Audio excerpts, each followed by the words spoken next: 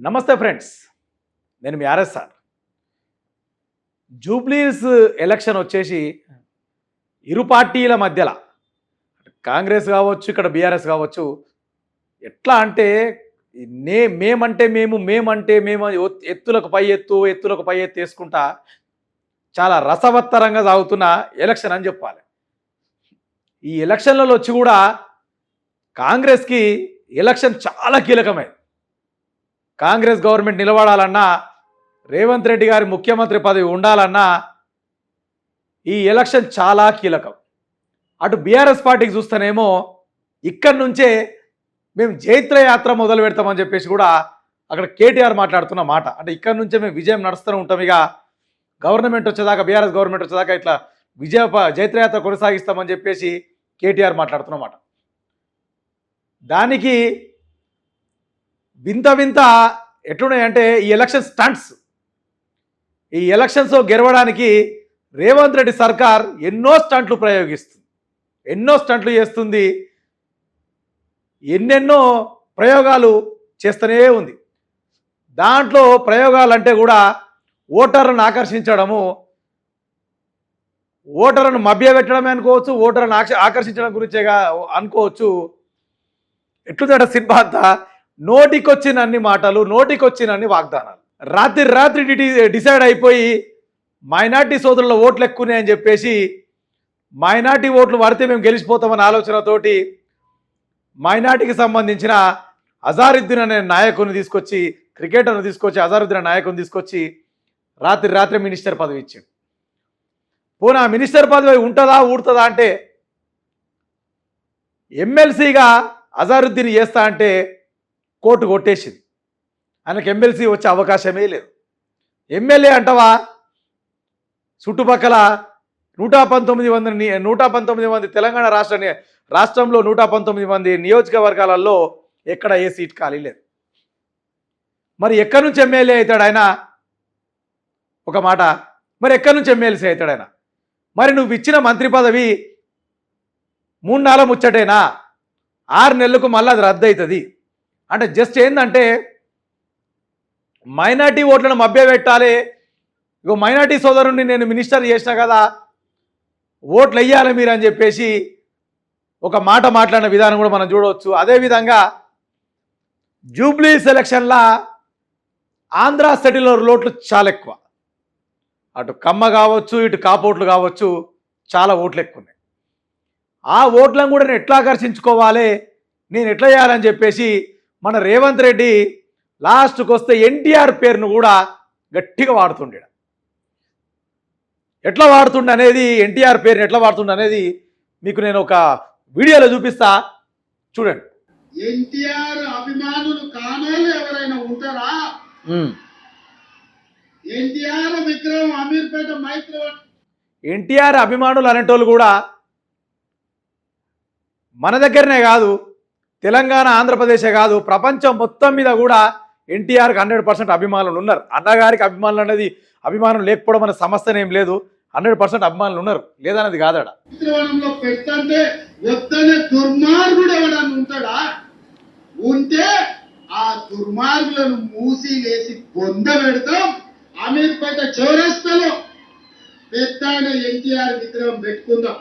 పెట్టుడు కాదు, నేనే వస్తా, నేనే ముఖ్యమంత్రిగా పెద్ద ఎన్టీఆర్ విగ్రహాన్ని ఆవిష్కరించే బాధ్యత నాది. మనందరం అన్నాన్ని పెంచుకునే పెద్దలు నందమూరి తారక రామారావు గారి విగ్రహాన్ని పెట్టించే బాధ్యత అనిల్ యాదవ్కు నవీన్ యాదవ్కు, అనిల్ యాదవ్కు, వీళ్ళిద్దరికి నేను అప్పచెప్తున్నా. ఇది ఎవరి గురించి స్టంటు? ఎన్టీఆర్ పేరు ఏమవసరం, ఏమొచ్చింది ఇప్పుడు ఈ స్టంట్? ఎవరి గురించి? ఆంధ్ర సెటిలర్స్ల ఓట్ల గురించి స్టంట్ ఇది. మేము ఒకటే అడుగుతున్నాం సూటిగా, ఇంతకుముందు కూడా ఎన్టీఆర్ విగ్రహం పెడతా అంటే ఎవరో అడ్డుపడ్డారు సన్నాసులు. మళ్ళీ అదే భాష, ఒక ముఖ్యమంత్రి వాడాల్సిన భాషనే కాదు ఇది, మళ్ళీ అదే భాష. మూసీ నదిలో బొంద పెడతాం, ఇవే డైలాగులు తప్ప ఒరిగింది ఏం లేదు. మేము సూటిగా ఒక ప్రశ్న అడుగుతున్నాం. ఇప్పుడు ఎన్టీఆర్ విగ్రహం పెడతా అని చెప్పేసి ఒక ఆశ కల్పించి ఆంధ్ర ఓటర్ల ఓట్లు కాంగ్రెస్ పార్టీ తీసుకోవాలి, ఆ ఓట్లు వేయించుకోవాలనే ఆలోచనతోటి ఒక చిన్న నోరే కదా, నరం నాలుగు ఎన్నైనా మాట్లాడవచ్చు. అట్లా ఆ విధంగా నేను ఓట్లు వేపిస్తా, నాకు ఓట్లు వస్తే ఎన్టీఆర్ విగ్రహం పెట్టిపిస్తా, అది కూడా అనిల్ కుమార్ యాదవ్కి నవీన్ యాదవ్ చేయబట్టుకుంటూ అనిల్ కుమార్కి అప్పచెప్తున్నా అంటుండు. అంటే పక్కకి ఎవరున్నది? అనిల్ కుమార్ యాదవ్ ఉన్నాడా, లేకపోతే కాంగ్రెస్ పార్టీ అభ్యర్థి నవీన్ కుమార్ యాదవ్ ఉన్నాడా అనేది కూడా అర్థం కాని పరిస్థితుల అయోమయంలో సీఎం రేవంత్ రెడ్డి ఉన్నట్టు కూడా మనం ఇక్కడ వీడియోలో చూసాం ఇంతకుముందు.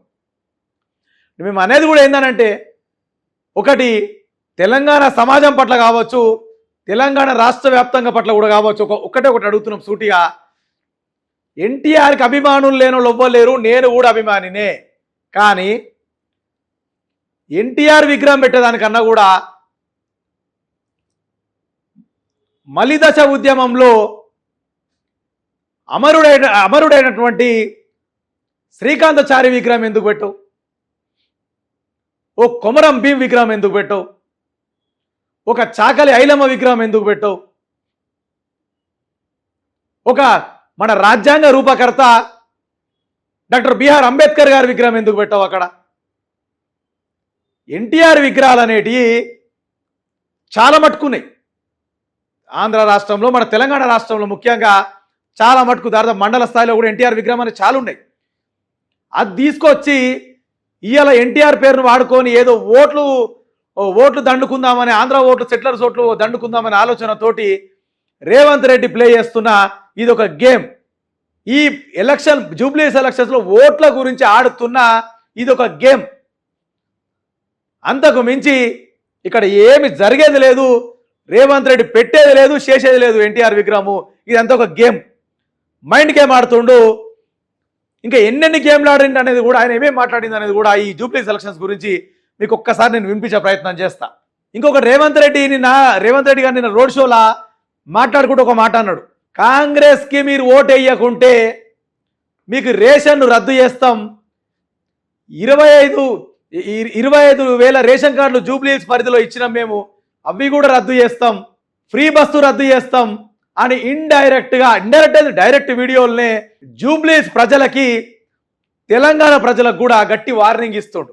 రేపటి దినం మీరు కాంగ్రెస్ని దగ్గర రానియకుంటే, కాంగ్రెస్కు ఓటు వేయకుంటే ఒక్క పథకం కూడా మేము ప్రవేశపెట్టాము, ఒక్క రూపాయి కూడా మేము ఎవరికి ఇయ్యము.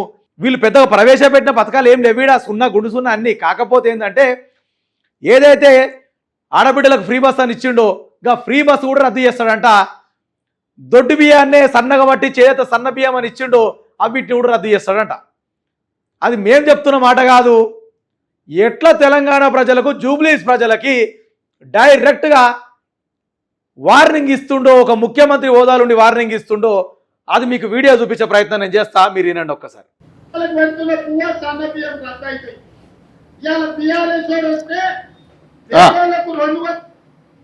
యూనిట్ ఉచిత కరెంటు రద్దు అవుతుంది. ఇవాళ ఇక్కడ 25,000 మందికి ఇచ్చిన రేషన్ కార్డు రద్దు అయిపోతాయి. ఇవాళ మా ఆడబిడ్డల ఆర్టీసీ బస్సులో ఉచిత ప్రయాణం రద్దు అయిపోతుంది. ఇవాళ మన ప్రభుత్వం ఉంది, మనం పనిచేసుకుందాం, పేదలకు పనిచేస్తాం. నా ప్రభుత్వం ప్రజెంట్ ఉన్న పరిస్థితి, సీఎం రేవంత్ రెడ్డి ఇస్తున్న డైరెక్ట్ వార్నింగ్ పబ్లిక్కి ఇది.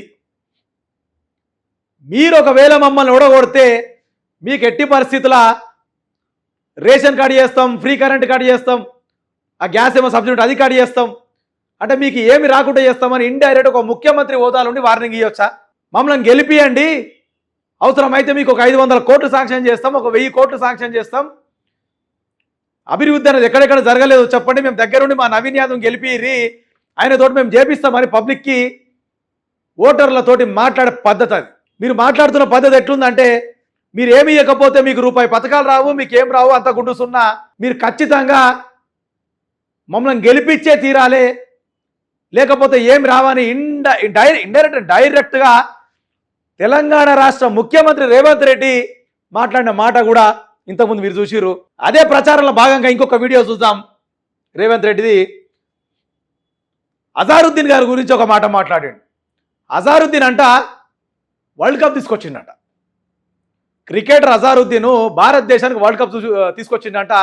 మరి ఆ వరల్డ్ కప్ ఎప్పుడు తీసుకొచ్చిండో మాకైతే తెలియదు, ప్రపంచాలకు ఎవ్వరికి తెలియదు. ప్రపంచంలో అజారుద్దీన్ చేతిలో ఇండియాకు వరల్డ్ కప్ వచ్చిందని ఓన్లీ రేవంత్ రెడ్డి గారికి ఒక్క ఆయనకే తెలుసు. అందుకే ఆయన చెప్తుండు, ఒకసారి అది కూడా ఇందాం మనం. ఇండియాని గెలిపించిన, ఇండియా కెప్టెన్, వరల్డ్ కప్ తెచ్చిన అజరుద్దీన్ ఇండియాకు నాయకత్వం వహించున్నాడు. ఇవాళ తెలంగాణ రాష్ట్రంలో మంత్రిగా ఉండదు. ఇది పరిస్థితి. క్రికెట్కు ఇండియాకు వరల్డ్ కప్ తీసుకొచ్చింది అజారుద్దీన్ అంట, డైరెక్ట్ సీఎం రేవంత్ రెడ్డి చెప్తున్నమాట. మరి ఆయనకి ఎట్లా తెలుసు? మరి ఆయనకు ఒక్కనికే రాత్రిపూట కలవడ్డట్టుంది. అజారుద్దీన్ మంత్రి పదవి ఇయ్యంగానే అరే నిజంగానే వరల్డ్ కప్ తెచ్చిండేమో అని కలవడ్డట్టుంది. అదే వచ్చిడే చెప్తుండే ఆయన. ఇండియాకి ఎప్పుడు వచ్చింది వరల్డ్ కప్? కపిల్ దేవ్ కెప్టెన్గా ఉన్నప్పుడు వరల్డ్ కప్ వచ్చింది. మన తర్వాత ఎంఎస్ ధోని ఉన్నాక, ఎంఎస్ ధోని కెప్టెన్సీ ఉన్నప్పుడు వరల్డ్ కప్ వచ్చింది. కొత్తగా అజారుద్దీనే వరల్డ్ కప్ తీసుకొచ్చిండని చెప్పిన ఒక పచ్చి అబద్ధము, ఒక పచ్చి మాట మన రేవంత్ రెడ్డి చెప్తున్న మాట. ఎక్కడికైనా ఏంటంటే నేను ఈ సీట్ గెలవాలి, నేను ఈ సీట్ గెలవాలి, ఎన్ని అబద్ధాలైనా మాట్లాడాలి, ఎన్ని భయభ్రాంతులకు గురైనా చేయాలి, ఎక్కడికి నేను ఒక్క ఓటుతోటైనా సీట్ గెలవాలి. తెలంగాణ రాష్ట్రంలో నేను పరిపాలించినంత కరెక్టే పరిపాలిస్తున్నా, అందుకే నాకు జూబ్లీస్ ప్రజలు నన్ను చూసి పట్టం కట్టిరని చెప్పుకోవాలి. సీఎం పదవిని కాపాడుకోవాలి.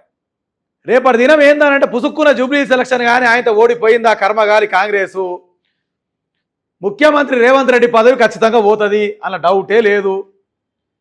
ఇంకొకటి ఏందనంటే గవర్నమెంట్ కూడా 99.9% కూలిపోనికి రెడీ ఉంది.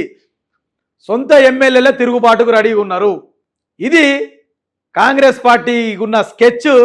వాళ్ళు కింద మీద పడుతున్నటువంటి తర్జన భర్జన, వాళ్ళు ఆడుతున్నటువంటి మైండ్ గేమ్, ఎక్కడికైనా ఓట్లు గుంజాలనేది ఒక మైండ్ గేమ్ తోటి ఇదంతా రేవంత్ రెడ్డి వాళ్ళు ఆడుతున్న ఒక గేమ్ అని కూడా మనం చెప్పొచ్చు. షేర్ చేయండి, లైక్ చేయండి, సబ్స్క్రైబ్ చేయండి. మరిన్ని వీడియోల కోసం బెల్ సింబల్ పై క్లిక్ చేయండి.